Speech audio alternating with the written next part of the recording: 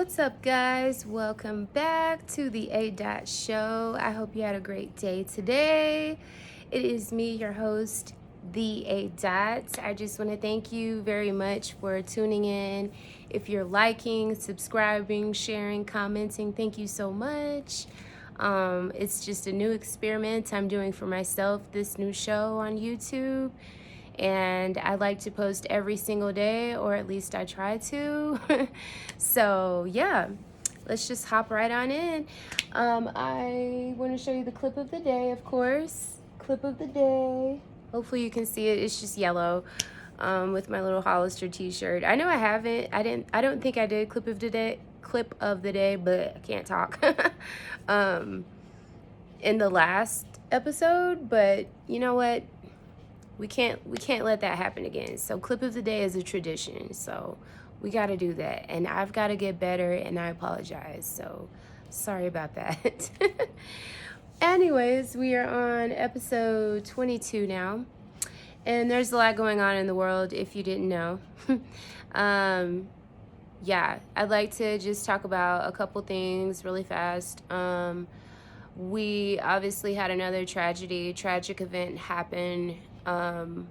The school shooting in Nashville, Tennessee, just occurred. A 16-year-old, just, I don't know, an unalived young student girl there, and a classmate, and then himself. And I think there's just a lot to be said about, again, one of my very first videos was about not glamorizing mass people who do this, mass because I just feel like you in turn are immortalizing them, and through the internet, history will remain right there, and so easy to go look up and go learn from, or learn about, or figure out a way to kind of concoct a plan similar, and that is so completely dangerous. I just really hate how we glamorize every time there's a large mass pow. Have to be careful with the YouTube terminology. I don't want anything taken down. But I want to explain too. We just have to be like, in this day and age, like, it really does just, it's so sad that in every situation of these mass situations, it almost always comes back to, well, they were posting crazy stuff on Facebook or Twitter or whatever for days or months or weeks. Well, they were, you can see, studying past powers who have done this before, and they're literally watching videos, looking up articles, watching news clips. Like, these are all things that they found from this 16-year-old kid who did this in Nashville. And it's just really sad. Like, I can't state it enough. We cannot make them celebrities after they do these things, because it really is their narcissism and their arrogance and their mental illness that is fed in that, and that keeps this train, this monster going of, individuals that think they can actually go out and do this, like plan this and do this and get away with it, or standing for something when it's really just standing for evil. My heart just goes out to the families involved, all the kids who are stressed, I feel like this generation of, millennials, the Xers, like, when this all like began in like 1997, the end of the 90s, with like Columbine and stuff, there's just so much like PTSD from like school pals. It's unreal to me. There shouldn't be kids with PTSD from like mass school situations like this. It's just really, really tragic and sad. And that's what hurts the most is like these are innocent people, and not only people, they're children. And it's just really, really sad from bottom to top. And it seems like nothing changing. You know, we've been watching this for like 30 years almost happen in America, and nothing changes, and we just keep glorifying these people doing this. Breaks my heart.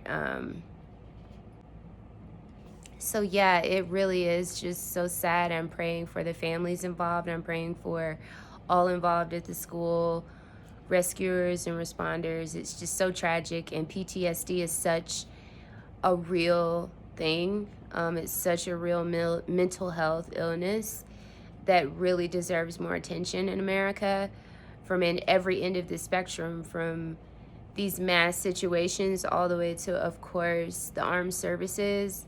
There's just so much that we could do as Americans to help each other more with this and coping with this and learning from things like this rather than allowing this to keep happening.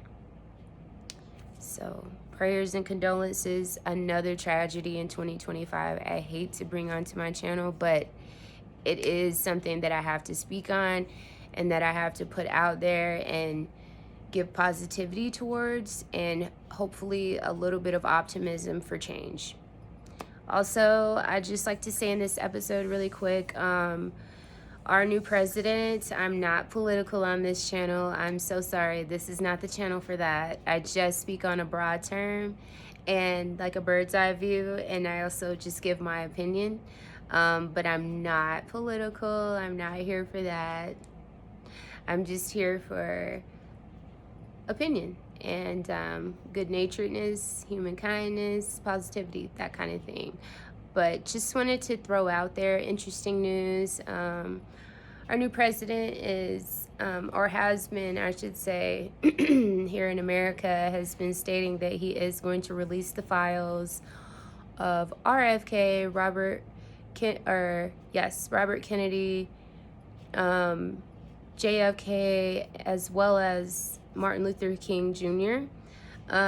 So my thoughts on that are, thank goodness, the people have a right to know. We have had a right to know for numerous decades. I think it's only been a matter of time that this happens. Of course, there are all kinds of conspiracies involving every last one of those figures who passed away, high-profile figures that passed away, from the CIA to setups to all kinds of things that we've projected in the past, but no one knows what's true or not because the files have been so ironclad for decades. And that's unfair because that should be public knowledge. Those are public officials, public high-profile leaders in America, historical leaders, legends, and we deserve to know what the real truth is. And I just hate that it couldn't be a president sooner that could have shared this information or unlocked this knowledge for us all to have and move forward with. He hasn't set a date of when he's going to do it, but it's something that I will be on top of, and I will be talking about more on my channel. If and when this does come out, it does seem like it is pretty concrete, so here's a look at that. The overclassification of government documents, and in the coming days, we are going to make public remaining records relating to the assassinations of President John F. Kennedy, his brother Robert Kennedy, as well as Dr. Martin Luther King Jr. All right, so if confirmed, Robert F. Kennedy Jr. is set to join the administration as HHS secretary. He has long suggested the CIA played some type of role in his uncle's 1963 assassination in Dallas. It's a claim, though, the agency has long denied. Secretary of State, not to. And I felt he knew something that maybe, when he asks you not to, you sort of say, why?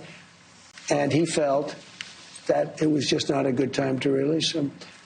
And so I didn't release, but I'm going to release him immediately upon getting, we're going to see the information. We're looking at it right now. And so, like I said, there's no exact date on that, but I will be checking in on that because I want every bit of information that Americans should know to be out there, because we should be able to know these things. It should just be common knowledge. It should just be for the public to know. So, awesome. I'm not on either side. I'm not political, like I said. I just am here for my opinion. And I think that that is really great. Awesome that we could know what's going on, redacted or not. It's just like, who else has put out any files regarding things that have been so top secret for so long? I mean, it says a lot. So looking forward to that.